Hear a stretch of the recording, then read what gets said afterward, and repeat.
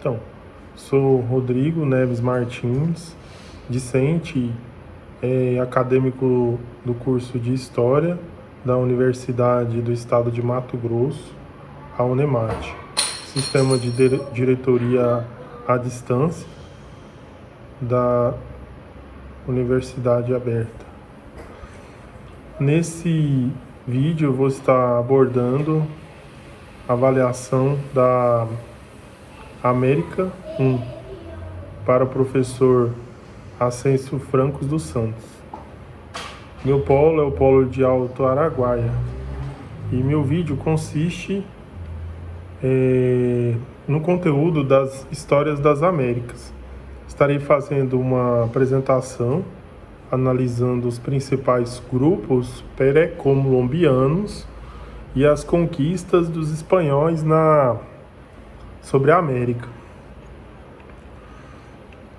A formação do moderno Estado Nacional espanhol, da mentalidade do almirante Colombo e suas estratégias de levar a cabo o seu projeto, como representava os nativos da América.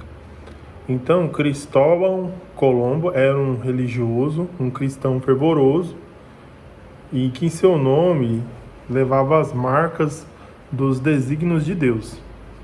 Podemos ler em seu nome Cristo Bal, aquele que está a serviço de Jesus, e o nome Colom, que significa o conquistador, colonizador.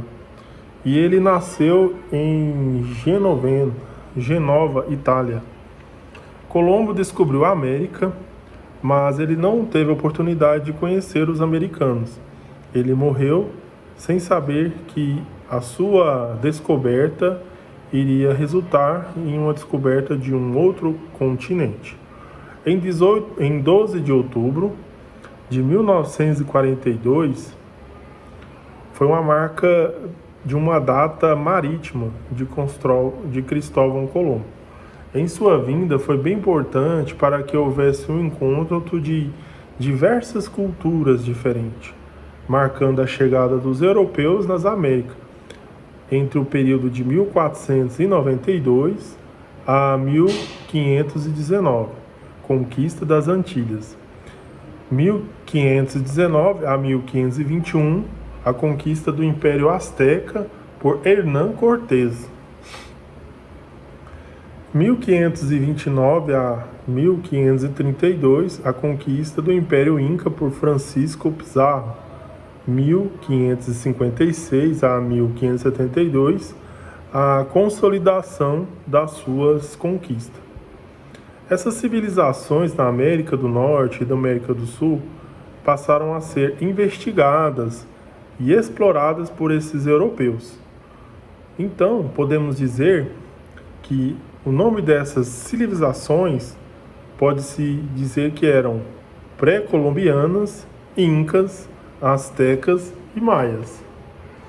A conquista do Império Azteca por Cortés foi realizada pelos espanhóis. Líder Hernán Cortés, em sua expedição, foi liderado por aproximadamente 508 homens, 2 anos, e ele conseguiu a conquista do Império Azteca. Mas o que aconteceu que o levou a sobressair? Eles eram superiores a armamentos de todos os sentidos. Armas de fogo, canhões, espadas, cavalos de batalha, ajudou também a contribuir para a vitória. E também doenças contagiosas. Havia algumas doenças que não existiam na América. A varíola e a gripe foram de grande impacto para os nativos, contaminando e chegando até morrer. E também outras foram alianças entre os espanhóis e indígenas, o Totonacas e o Tlaxcaltecas. A civilização maia reinou pela América Central em seu domínio e perdurou por mais de um milênio. A partir do ano 300, os maias haviam fundado uma cidade por grande parte da América Central. As mais poderosas cidades eram a Guatemala e o México, na península de Yucatán. Eles não chegaram a constituir um império, eles se dividiram em cidades e estados independentes, ou pequenos reinos, que praticavam um comércio cultural. A escrita era no papel, era importante para a confecção de livros e para registros de informação antigas, e alguns que ainda até hoje são guardados. A forma da escrita dos primeiros exemplos conhecidos de escrita maia aparecem de ordem cronológica, em Chiapa, em Corzo, na depressão central dos Chiapas. Outro aspecto que é interessante era a forma da construção dos templos. Eram palácios maias e as proporções da base em degrau se sustentavam em um formato piramidal. Elas continuam a altura de mais ou menos, aproximadamente 60 metros, fazendo assim que eles poderiam sentir como se fossem deuses ou mais próximo de deuses. A agricultura dos Maia tinha grande importância. O milho, o feijão, a abóbora, o cacau, o algodão e o abacate. Outro aspecto também era o conhecimento em astronomia e matemática. Se destacavam com grande importância nos governos de algumas cidades maias. Havia um diferencial no momento de plantar, até colher e as marés. Então, isso indica que havia um controle devido à astronomia e à matemática usada naquela época. E isso era incomparável, esse recurso, em todas as Américas, então se destacavam. Os astecas, ou mexicanos, dominavam com esplendor a maior parte do México. Quando os conquistadores espanhóis chegaram ali, em 1519, a sua língua e sua religião tinham imposto sobre imensas extensões de terra, desde o Atlântico até o Pacífico, e desde as regiões áridas até as setentrionais, até a Guatemala. Esses povos eram politeístas, eles acreditavam em mais de um Deus. A natureza em si tinha seu papel como poder do Altíssimo, Deus Sol, Deus Lua, e a natureza, por trazer uma fertilidade de alimentos, era muito importante para os povos astecas. A política era procedente do imperador Montezuma. Eles até saudaram a entrada dos espanhóis, pelas entradas deles, pelos mares. Segundo a lenda, eles é como se estivesse esperando esse povo, significando salvação.